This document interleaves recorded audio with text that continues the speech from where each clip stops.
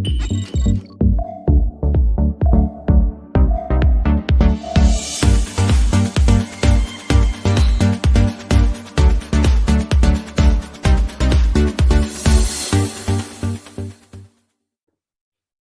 kita berdoa.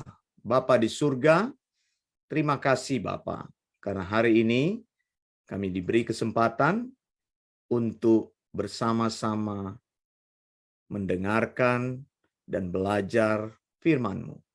Tuhan, kiranya firman-Mu boleh menolong kami, mengarahkan kami, membawa kami kepada kebenaran Tuhan yang sesungguhnya. Dalam nama Tuhan Yesus kami berdoa.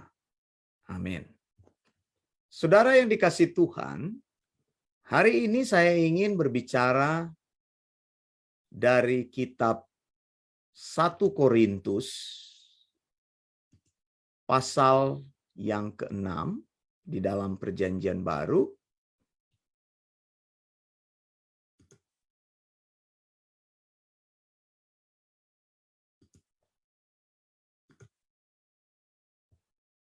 Satu Korintus pasal 6 ayat yang ke-20.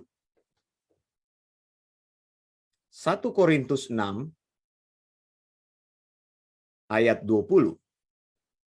Firman Tuhan berkata, "Sebab kamu telah dibeli dan harganya telah lunas dibayar. Karena itu, muliakanlah Allah dengan tubuhmu." Saudara yang dikasihi Tuhan, firman Tuhan ini menuliskan pesan yang sangat lugas kepada kita, bahwa tujuan orang percaya adalah memuliakan Allah. Mari bersama saya katakan. 1, 2, 3. Katakan memuliakan Allah. 1, 2, 3. Memuliakan Allah. Jadi ingat baik-baik, taruh di dalam pikiran kita bahwa tujuan hidup kita di muka bumi ini adalah memuliakan Allah.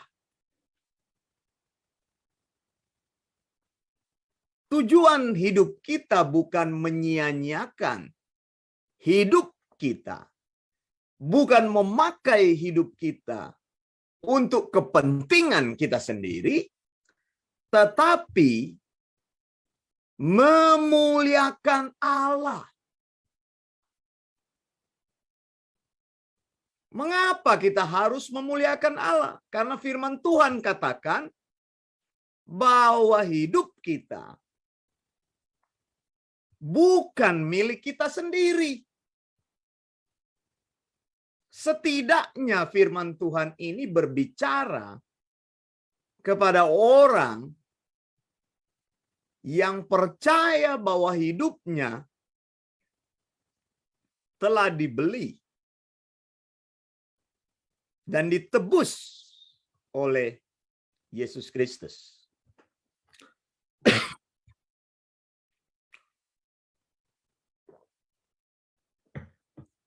Jadi kalau orang percaya bahwa dirinya telah ditebus oleh Tuhan, bahwa dirinya menjadi kepunyaan Tuhan, maka tujuan hidupnya adalah memuliakan Allah. Berapapun resiko, berapapun harganya, kita punya satu tujuan yang jelas, bahwa hidupku adalah hidup yang memuliakan Allah. Dengan tubuhku, aku mempermuliakan Allah. bukan menjadi musuh Allah. Bukan menjadi orang yang membenci Allah. Bukan menjadi orang yang menghina Allah. Tidak mungkin orang yang sudah percaya, orang yang sudah ditebus oleh Tuhan, hidupnya berlawanan dengan apa yang Tuhan sudah katakan di sini. Sebab kamu telah dibeli, saudara yang dikasihi Tuhan. Istilah pembelian di sini menyatakan kepemilikan. Jadi ada property belong to someone, to another. If I buy something, then it will be mine. Kalau saya membeli sesuatu, maka itu akan menjadi milik saya. Ketika dikatakan sebab kamu telah dibeli, maka ini berbicara tentang sebuah perpindahan kepemilikan, transfer of ownership. Saudara yang dikasihi Tuhan, ingat baik-baik bahwa kita atau hidup kita bukanlah hidup kita sendiri, tapi hidup kita adalah hidup yang telah dibeli dan dikatakan harganya telah lunas dibayar. Kita berbicara tentang banyak hal berkaitan dengan harga ini. Bahwa kita dibeli dengan darah yang mahal. Bukan dengan emas ataupun perak, tapi dibeli melalui darah Kristus. Nah, kalau kita sudah dibeli oleh Tuhan, kita menjadi milik Tuhan. Katakan bersama, aku adalah milik Tuhan. Kalau aku adalah milik Tuhan, maka hidupku itu memuliakan Tuhan. Amin, saudara. Jadi kita memberikan hidup kita ini menjadi hidup yang mempermuliakan nama Tuhan. Hidup yang membawa kebaikan, mempromosikan Tuhan, meninggikan Tuhan, membawa pengajaran-pengajaran Tuhan, dikenal oleh orang-orang yang belum mengenal Tuhan. Bukan hidup kita menjadi orang yang menantang Tuhan. Bukan hidup kita mempermalukan nama Tuhan. Bukan hidup kita bertolak belakang dengan Tuhan. Karena apa? Kita menyadari bahwa kita sudah ditebus oleh Tuhan. Kita bukan menjadi diri kita sendiri lagi. Kita sudah menjadi milik daripada Tuhan. Kepemilikan kita, kepemilikan hidup kita secara total dimiliki oleh Tuhan semata-mata. Saudara, sudah berapa tahun engkau hidup hari ini? Ketika engkau menapaki tahun 2022, maka tahun ini juga akan berputar lagi dan akan menambahkan lagi 1 tahun pada usiamu. Coba pikirkan, apakah hidupmu sudah memuliakan Tuhan?